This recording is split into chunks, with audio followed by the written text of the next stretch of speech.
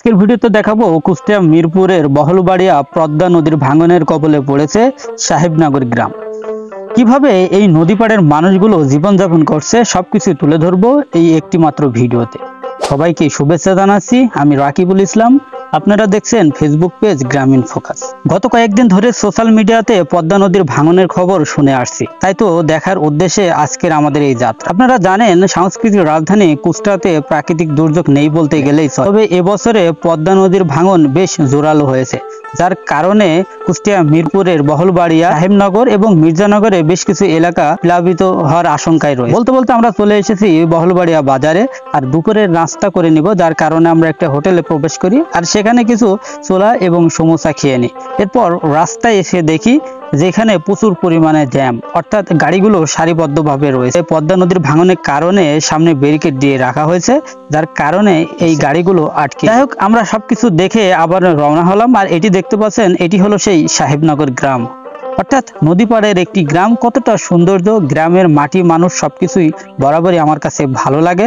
আপনাদের কাছে কেমন লাগে সেটা কিন্তু আমাদের এই কমেন্ট বক্সে এসে জানাতে পারে। তো সামনেই সেই পদ্মা নদী, আর পদ্মা নদীতে নিয়ে আপনাদের দেখাবো যে কি হয়েছে। আর বলতে বলতে আমরা এসে গেছি সেই পদ্মা নদীর তীরে, অর্থাৎ সাহেবনগর গ্রামের এই পদ্মা তীরবর্তী অঞ্চলটা প্লাবিতর আশঙ্কায়। নদী পাড়ের মানুষগুলো খুব কষ্টে জীবনযাপন করছে। আর ওই যে দেখতে পাচ্ছেন পারমাণবিক বিদ্যুৎ কেন্দ্র, ঠিক এই জায়গাটিতে যেখানে আমি দাঁড়িয়ে রয়েছি, এটা কুষ্টিয়ার মিরপুর উপজেলার বহলবাড়িয়ার সাহেবনগর একটি গ্রাম। ঠিক পেছনে দেখতে পাচ্ছেন ভয়াবহ সেই আগ্রাসন পদ্মা, এবং এই পদ্মার কয়েকদিন ধরে যে ভাঙনটা শুরু হয়েছে, এবং অলরেডি আপনারা দেখতে পাচ্ছেন যে এখানে জাতীয় বিদ্যুৎ গ্রিডের যে একটি পোল ছিল, সেটা অলরেডি আজকে সকালের দিকে ভেঙে গেছে। একটি দৃশ্য আমি আপনাদের দেখাই, দেখুন যে গাছটি অলরেডি ভেঙে গেছে। আর এই হলো নদীর পাড়, আর দেখুন মানুষের চলাচল, আর এটি হচ্ছে রাস্তা। আসলে বলার অপেক্ষা রাখে না যে একেবারে নদীর পানি রাস্তার কিনারা এসে ঠেকে গেছে অলরেডি। এই রাস্তাটি যদি ভেঙে যায়, এই লোকালয়ে পানি অলরেডি উঠে পড়বে, এমন একটা পরিবেশ আসলে এখানে সৃষ্টি হয়েছে।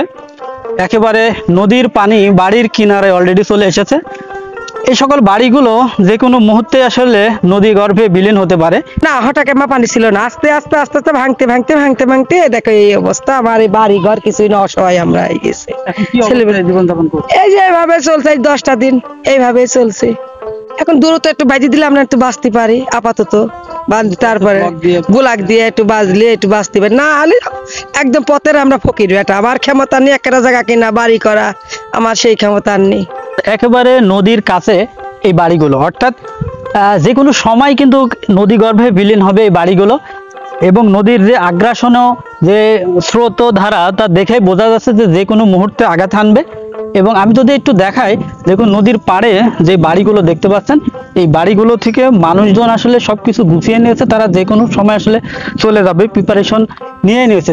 যেহেতু একেবারে বাড়ির বারান্দায় বলা যায় যে পদ্মার পানি, যে কোনো মুহূর্তে সে ঘরের মধ্যে পানি প্রবেশ করবে, এবং যে বাড়িগুলো, সে বাড়িগুলো আসলে নদী গর্ভে বিলীন হবে। যার কারণে এই সকল বাড়ির মানুষগুলো অলরেডি আপনারা দেখতে পাচ্ছেন যে দরজা জানালা থেকে শুরু করে সবকিছু অলরেডি খুলে ফেলা হয়েছে। তারা আসলে এখানে আর থাকতেও চাচ্ছে না। কিভাবে থাকবে, যে নদীর যে স্রোত, যে গর্জন, সেটা শুনে আসলে এই নদীর পাড়ে আসলে থাকা সম্ভব না। আমাদের এখানে ওরা পাথর ফেলে আমার গাড়া বাসে। আপনাদের কাছে আমার এইটুকু অনুরোধ, আমাদের আর কিছু দরকার নাই। আপনাদের কাছে আমরা জমি জায়গা চাইনি, কোনো চাচ্ছি, আমাদের ভিডিও একটুকু আপনারা ঠেকা দেন। মোহাম্মদ আব্দুর রহিম বিশ্বাস। আপনার বাসা কি এখানেই? এখানে দাঁড়া আছে এখানে। এই যে পদ্মার পাড়ে আপনার বাসা, আসলে এইবার যে ভাঙনটা ধরছে, বিগত সময় কি এমন ভাঙন কি কখনোই দেখছেন? না না না, আমরা দেখি নাই, এবার কি দেখলাম। কতদিন হচ্ছে ভাঙনটা? মূলত সপ্তাহ এখানে ঘটছে। আমরা অলরেডি একটি বিদ্যুতের যে পোলটা দেখতে পেলাম। এখান থেকে পদ্মার পানি আসলে কত দূরে ছিল? এই অনেক দূরে ছিল, 5 কিলো 10 কিলো হবে। না 10 কিলো না, 10 কিলো না, 5-7 কিলো হবে, 5-7 কিলোমিটার হবে। হঠাৎ করে পানি এই ভাঙনটা ধরল। ভাঙনটা ধরল না, যে ভাঙনে যে আশঙ্কা দেখা যাচ্ছে, তাহলে তো আপনাদের জনজীবনে খুবই কষ্ট। খুব কষ্ট কি, বাড়ি ঘর সাইডে চলে যাচ্ছে। আর আমাদের কোনো জায়গা জমি নাই যে আমরা সেখানে যাই বাড়ি করব। হ্যাঁ, আমার বসত বাড়ি জায়গা আবাদি জমি তো গেছেই, এখন বসত ভিটা বাড়িও পর্যন্ত চলে যাচ্ছে। এই বসত বাড়ি ভেঙে গেলে আর আমাদের কোনো কুল কিনারা নাই।